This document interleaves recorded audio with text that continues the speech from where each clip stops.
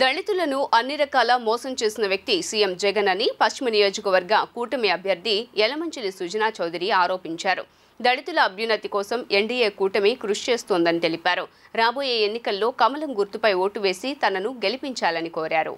పశ్చిమ నియోజకవర్గం పరిధిలోని 49వ డివిజన్కు చెందిన వైసీపీ ఎస్సీ నాయకులు పల్లి పోగ్ ప్రసాద్ ఆధ్వర్యంలో సుమారు 100 మంది అనుచరులతో కలిసి నియోజకవర్గ కూటమి అభ్యర్థి సుజనా చౌదరి, టీడీపీ నేతలు నాగుల్ మీరా, ఎంఎస్ బేగ్ల ఆధ్వర్యంలో టీడీపీలో చేరారు.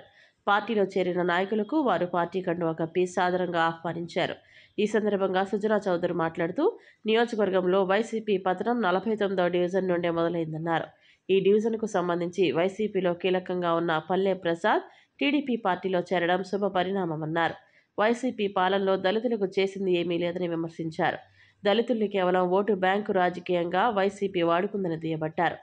అనంతరం పార్టీలో చేరిన పల్లె పోగు ప్రసాద్ మాట్లాడుతూ రాబోయే ఎన్నికల్లో చంద్రబాబుకు కానుగ్గా వైసీపీకి కంచుకోటైన ఈ డివిజన్ నుండి అత్యధిక మెజారిటీని అందిస్తామని చెప్పారు. కూటమి ప్రభుత్వంలోనే దళితులకు న్యాయం జరుగుతుందని ఆశాభావంతో టీడీపీ తీర్థం పుచ్చుకున్నట్లు వివరించారు. ఈ కార్యక్రమంలో యేసుబాబు, రత్నబాబు, ఆశీర్వాదం, చిలకదేవుడు కుమార్, మురుగుడి కలేశ, డొక్క మనోహర్ గౌడ్ కుమార్ తదితరులు పాల్గొన్నారు.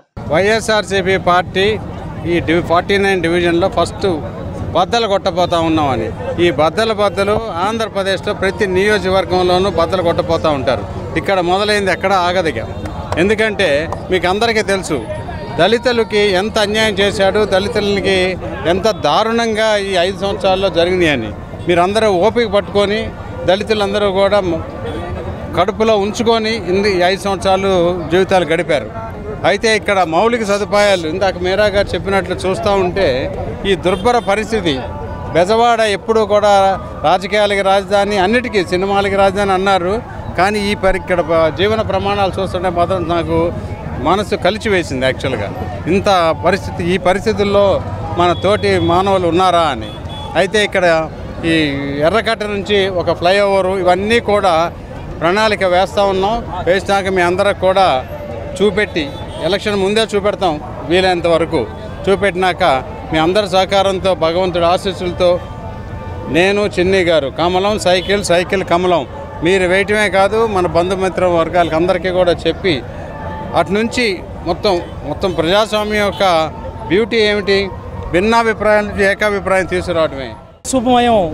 మరి మేము చంద్రబాబు నాయుడు గారికి కానుకగా మేమందరం వైసీపీ నుంచి మరి కంచుకోట అయినటువంటి ఈ యొక్క 49వ డివిజన్ని బద్దలు కొడుతూ మరి మేము నాతోటి మిత్రులందరూ కూడా టీడీపీలో చేరుతున్నాం. అటు కేంద్రంలో మంత్రిగాను చిన్ని గారిని, ఇటు రాష్ట్రంలోనూ సుజనా చౌదరి గారిని ఉప ముఖ్యమంత్రి మంత్రిగాను చేయటమే మా ధ్యేయంగా మేము నిలబడతా ఉన్నాం. మాకు తెలుగుదేశానికి, జనసేనకి మరి బలపరిచినటువంటి అభ్యర్థి మరి సుజనా చౌదరి గారిని ఆ స్థాయికి మేము చూడాలని ఆశపడతా ఉన్నాం.